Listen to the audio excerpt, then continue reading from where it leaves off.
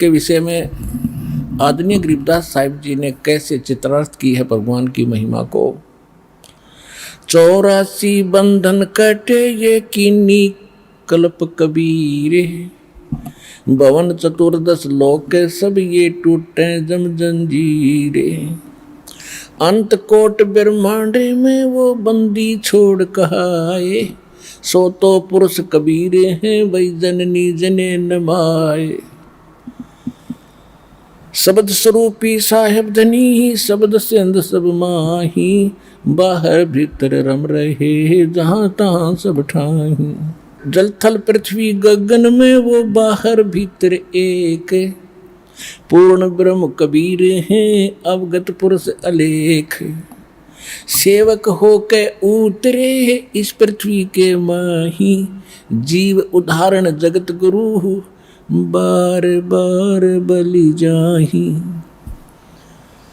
गरीबदास जी कहते हैं कि दास बन के आए वो भगवान इस पृथ्वी पे है, उतरे अवतरित हुए, वो माता से जन्म नहीं हुआ उनका। सेवक हो के उतरे वो इस पृथ्वी के माही, जीव उदाहरण जगत गुरु बार बार बलि जाही। जीवों का उद्धार करने के लिए वो जगत गुरु होय होय, यानी सबको सच्चा ज्ञान देने वाले कबीर भगवान स्वयं आकर के प्रकट हुए। काशीपुरी कष्ट किया वो उतरे अदर आधार, नो के नो सहसरी राय। मोमिन को मुजरा हुआ वो जंगल में दीदार। मोमिन एक मुसलमान जुलाहे को मिले। कोट किरण शशि भाने सुध ये आसन अदर विमाने, और परसत पूर्ण ब्रह्म को हो शीतल पिंड और प्राण। नीमा ने जब परमात्मा बालक को सीने से लगाया, गोद लिया मुख चूम के हेम रूप झलकन थे, जगर मगर काया करे जैसे दमके पद्म अनंत। नीमा ने बच्चे को उठाया, गोदी में लिया, सीने से लगाया और उसका मुंह चूम्या, प्यार किया। गोद लिया मुख चूम कर हेम रूप झलकन थे। हेम हेम माने बर्फ। परमात्मा का इतना सुंदर शरीर, वाइट शरीर था, जैसे कहते हैं कोई कपड़ा खरीदने जाते थे कपड़े की दुकान पर, सफ़ेद कपड़ा जब लेते थे तो दुकानदार कहा करता ये स्नो वाइट है, यानी बर्फ जैसी सफ़ेदी और किसी में नहीं होती। स्नो माने बर्फ और हिम माने बर्फ। स्नो अंग्रेजी में, हिम हिंदी में। तो गरीबदास जी कहते हैं गोद लिया मुख चूम कर वो हिम रूप झलकन थे। हिम बर्फ के जैसी सफेदी थी मालिक के शरीर की, बॉडी की। इतना अजीबोगरीब बालक था, आम बच्चों जैसा बालक नहीं थे भगवान। और जगर मगर काया करे जैसे दमके पद्म अनंत। इतना सुंदर शरीर चमक रहा था, नूर था मालिक का। नूर का अर्थ ये नहीं होता उसमें से किरण निकल रही थी, जैसे कोई बहन या भाई भक्त इतना गोरा होता है और ऐसा लगता है कि देख इसके चेहरे का नूर अलग ही है। इस तरह वो मालिक का जो बॉडी था इतना सुंदर था, अपने आप जैसे कलर में ही इतनी उसके अंदर परमात्मा की जो कलर जो था वो अपने आप ऐसे चमक रहा था अंदर से।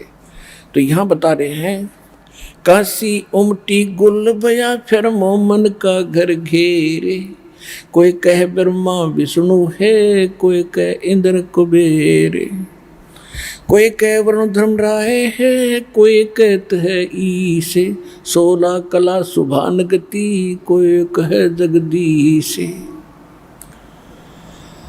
दूध न पीवन अनुभव के वो न पलने झूलनते, अदर अमौन ध्यान में जो कमल कला फूलनते।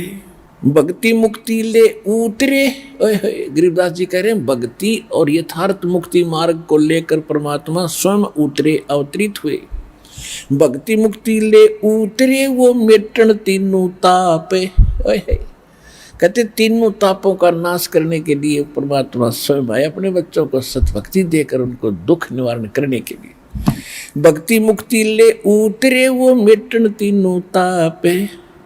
मोमिन के, मोमिन माने मुसलमान के, मोमिन का डेरा लिया फिर उसे कहे कबीरा बाप। कि उस मुसलमान नीरू को परमात्मा पिताजी कहते हैं, बाप कहते हैं, कहकर पुकारते हैं। दूध न पीवे न अनबक न पलने झूलनते, अदर अमान ध्यान में वो कमल कला फूलनते।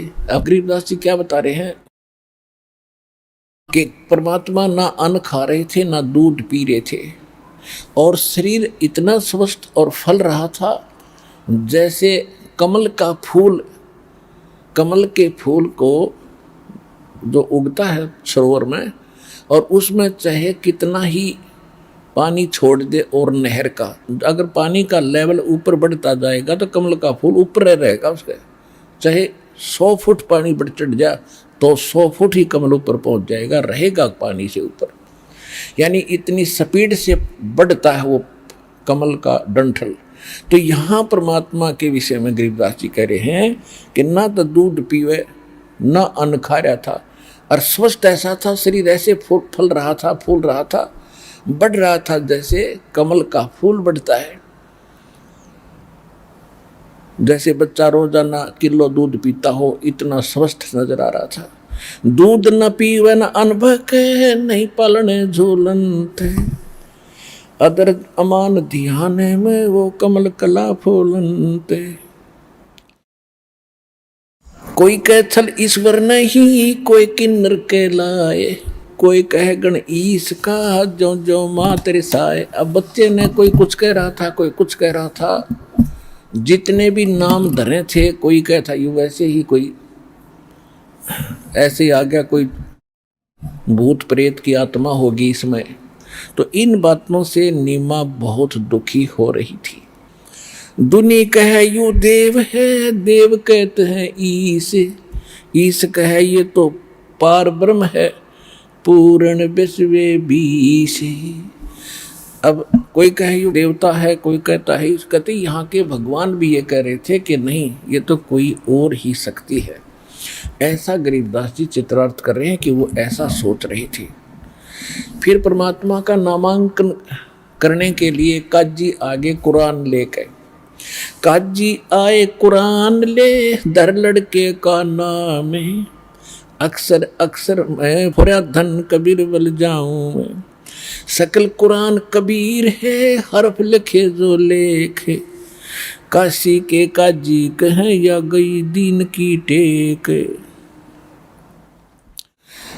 अब जो परमात्मा का नाम रखने के लिए काजी आगे नामांकन करने के लिए, अब वो क्या करते हैं, कुरान शरीफ एक उनकी पवित्र पुस्तक है, उसको ऐसे खोलते हैं और खोलते ही जो प्रथम अक्षर होता है उसके नाम पर उसका नाम रखा जाता है। जब कोई रै से है तो रफ़ीक अहमद, सै से है तो शफीक अहमद। उसमें क्या निकला, कबीर। कबीर शब्द पहले अक्षर था। अब कबीर एक बहुत बड़ा नाम मानते हैं, कबीर का अर्थ बहुत महान मानते हैं। कबीर माने महान, बड़ा। और एक जुल्हाए के बालक का नाम कबीर रखें तो उनको, क्योंकि वहाँ पे एक चवन्नी मिलनी थी, और यदि वो किसी सेठ के कोई अच्छे पैसे वाले धनी का ऐसा नाम निकलाता तो उनके बल्ले बल्ले हो जाती थी। वो उनको ना जाने 100 रुपये दे देता, 500 रुपये दे देता, बड़ा सुंदर नाम निकाला। तो वहाँ उन्होंने सोचा कि जुल्हाए के बालक का अरे इतना नाम नहीं लिखना चाहिए। फिर दोबारा खोल लो उन्होंने अपनी मस्ती थे, फिर बंद करके कुरान शरीफ को और फिर खोला पूरे पृष्ठ पे जो न पृष्ठ खोला सारे पर कबीर कबीर कबीर कबीरन कबीरन कबीरन लिखा। उन्हें सोची बड़ी बात बिगड़ी, उन्हें फिर दोबारा करा। तीसरे देखा तो पूरी कुरान में ओनली कबीर अक्षर रह गया, उन वाली लेख नहीं रहा।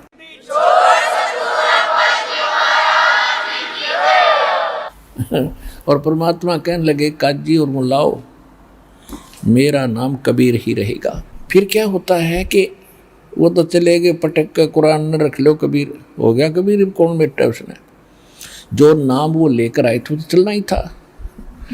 अब क्या होता है कि 25 दिन के हो गए, भगवान ना कुछ खावे ना पीवे और स्वस्थ ऐसे जैसे बालक का कोई रोग नहीं, खूब कोई दिक्कत नहीं, लेकिन उस नीमा और नीरू की आत्मा नहीं मानने थी कि कब तक जीवेगा बालक, जैसे स्वस्थ दिखाई देता है कभी ना कभी अचानक मर जाएगा। उनको इतनी टेंशन रहती थी। एक दिन उसने अपने पति से कहा कि आप कहीं झाड़ फूक करवाओ, किसी से पता करो। सब झाड़ फूक करवा लिए, सब स्याने सुने बुला लिए, कोई फर्क नहीं पड़ा। फिर रामानंद जी एक बड़े प्रसिद्ध ऋषि हुए थे जो अभी आपको बताया था उनके विषय में, तो वहाँ गए, नीरू वहाँ गया और रामानंद जी से प्रार्थना की कि स्वामी जी ऐसे ऐसे मुझे एक जंगल में कमल के फूल पर एक बालक प्राप्त हुआ। अब वहाँ क्या है कि वो डरते नू ना बताओ थे, कमल के फूल पे मिला तो कोई मन न कोई ना। तो रामानंद जी के सामने कहा जी मैं ऐसे घूमन गया था और वहाँ पर मुझे एक बालक मिला है और बड़ी खुशी हुई मेरे को, मैं संतान था, परमात्मा ने मुझे, अल्लाह ने मुझे पुत्र दिया। लेकिन समस्या ये है ऋषि जी वो कुछ खा ना रहा ना पी रहा है, वो मरेगा। तो रामानंद जी ने कहा कि भाई देखो पिछले जन्म में तू ब्राह्मण था और इस जन्म में भी तू ब्राह्मण था, तेरी कोई करनी में फर्क पड़ गया और जिस कारण से तू मुसलमान बन गया, किसी का दोष नहीं है, तेरे कर्म का फल है। फिर भी तूने जो पुत्र प्राप्त हुआ है उसके लिए, वो भी कोई विद्वान पुरुष है, कोई सिद्ध पुरुष है, और उसके लिए कोई कंवारी गाय ला और वो कंवारी गाय दूध देगी तो वो दूध पीवेगा। तो ये बात उस नीरू के गले उतरी नहीं, कंवारी गाय दूध कैसे देगी। उसने सोचा स्वामी जी ने गोली दे दी मीठी मेरे ताई, कंवारी गाय दूध देना मेरा बेटा जीवना। तो वो उधर से नीमा तड़फ रही थी, 25 दिन हो गए थे और रह रह कर याद कर रही थी अपने भगवान शंकर को। बेशक वो मुसलमान बन गए थे लेकिन भगवान शंकर की भूल पड़े नहीं थी। और उस दिन वो कैसे याद कर रही थी कि हे शंकर भगवान, आपको एक ही दिन हमने हृदय से पुकारा था, आपने मेरी पुकार सुन ली, एक पुत्र दे दिया। अब ये मरेगा साथ मैं मरूंगी, ये मेरा फाइनल फैसला है, हृदय से ये मान लिया उसने। अब वो परमात्मा तो काशी में कपड़ा बुनते बुनते भी पूरे ब्रह्मांडों का संचालन करते थे, शिशु रूप में विराजमान भी सब ब्रह्मांडों का संचालन कर रहे थे वहीं से। उसी समय परमात्मा ने देख दिया बुढ़िया मरेगी, मैं तो मरूँ नहीं पर यह जरूर मर जाएगी इस टेंशन में। उधर से शंकर भगवान को प्रेरणा की कि भी तुझे कौन याद कर रहा है। तो वो करे करा साइया मन में लहर उठा, दादू से दरजीव के आप बगल हो जा। तो शंकर जी ने ध्यान से देखा कि एक माई रो रही है, मुझे याद कर रही है। वो साधु रूप बना के संत का वहाँ प्रकट हो गया। आगे यानी ऐसे ही शिवपुरी से उतरे अपने लोग से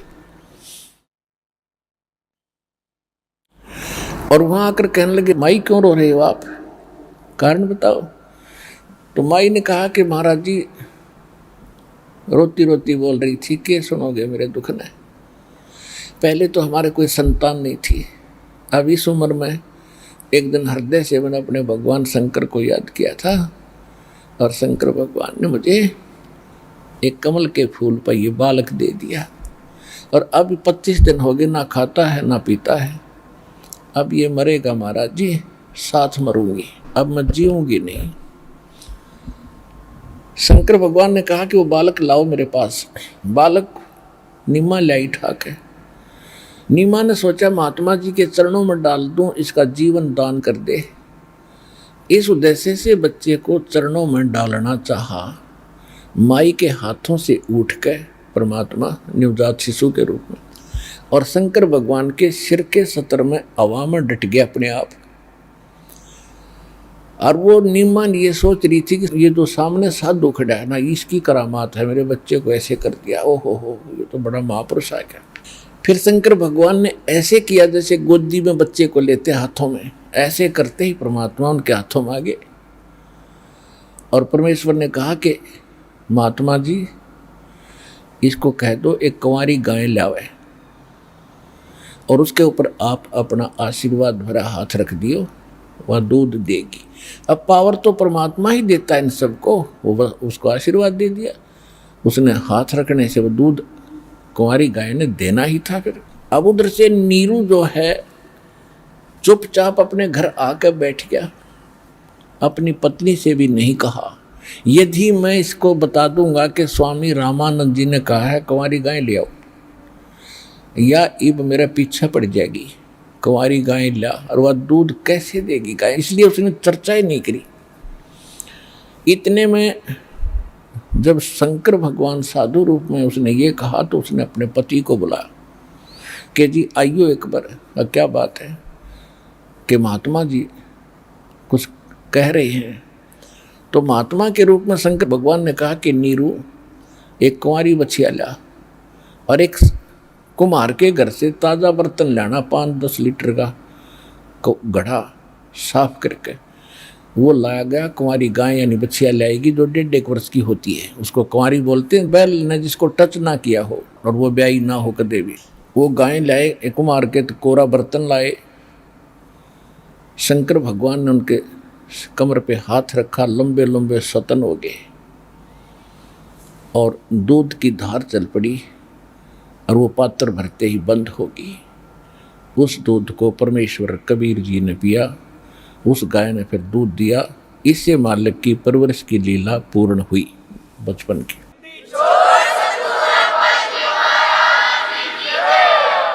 अब हम आपको दिखाते हैं थ्योरी। आज से 600 वर्ष पहले लिखा गया कबीर सागर, और आज से लाखों वर्ष सतयुग में लिखे गए वेद। वेद आज तक विश्व के अंदर वेदों को कोई ये कहने वाला व्यक्ति नहीं है कि वेद गलत है, और जो वेदों को गलत कहता है वो सिरफिरा व्यक्ति है, बुद्धि भ्रष्ट इंसान है। क्योंकि वेद को हम समझ नहीं सके, जिस कारण से हमने उनको एक तरफ रख दिया और हम अपने हनुमान चालीसा जी बना लिए और ओम जय जगदीश रे, स्वामी जय जगदीश रे, इस तरह के गीत गाने लगे उस भगवान को रिझाने के लिए, हनुमान चालीसा बना लिया। ये नहीं, हमने उसी सत्र पर फिर आना होगा जो हमारे सदग्रंथ गवाही देते। तो अब एक तो है थ्योरी, वेद थ्योरी है, और उसके बाद प्रैक्टिकल है कबीर सागर। क्योंकि वेद तो ये बताते हैं कि परमात्मा जब शिशु रूप धारण करके आते हैं उनके परवरिश की लीला कुंवारी गायों से होती है, वो तो है थ्योरी। अब प्रैक्टिकल कब हुआ? आज से 600 वर्ष पहले, यानी सन 1398 में वो प्रैक्टिकल हुआ। परमात्मा आए, वो नवजात शिशु के रूप में प्रकट हुए, कुंवारी गाय ने दूध दिया, पिया, उससे उनकी परवरिश की लीला हुई। तो प्रैक्टिकल एंड थ्योरी जब दोनों मिल जाती है तो ही इज गॉड। अब आप जी को दिखाते हैं, ये है ज्ञान सागर। ज्ञान सागर इधर है ये 73 पृष्ठ पे, और यहाँ नीचे शंकर वचन। अब क्या है, परमात्मा की शंकर की बात हुई है, शिव जी की, ये काफ़ी लंबा प्रकरण है, लेकिन हम यहीं से थोड़ा सा सुनाएंगे। हे स्वामी मम दीक्षा लीजिए, सब अपराध अक्षमा प्रभु कीजिए, एक पुत्र जो विधि मोह दीना, कभू बात कहना ही लीना। शंकर भगवान कहते, तेरे ग्रह पंडित अधिकारी, और झूठ बोल कस बोलो नारी, हरि कमला सम देखो ज्ञाना, बुद्धिवंत तो पुत्र सुदाना, सुनकर महिमा पुत्र की नारी धरे जब पाओ, हे स्वामी मम इच्छा श्रवण वचन सुनाओ। कहाँ लजान कहाँ फिर आवा, बिहंस कहा तुम सिद्ध कहावा, सुन के हवे हर्ष बहु कीना, और भिक्षा कनक जाति को दीना। अब ये इन्होंने थोड़ा सा गड़बड़ कर दी। कबीर पंथ में जो नकली आए थे, इन्होंने ये सोचा कि नीरू नीमाता दुल्हा थे और इनके घर शंकर भगवान कैसे आए थे, इन्हें थोड़ी बहुत या फिर भी टेक सी रहेगी लिख दिया टपट करके। वास्तविकता क्योंकि गरीबदास जी ने फिर निर्णय किया है कि शिव उतरे शिवपुरी से और अवगत बदन विनोद और मिली नजर से नजर और लिया इसको गोद, भगवान को गोदी में लिया। अनब्यावर को दूहत है फिर दूध दिया तत्काले, पीवे बालक ब्रह्म गुती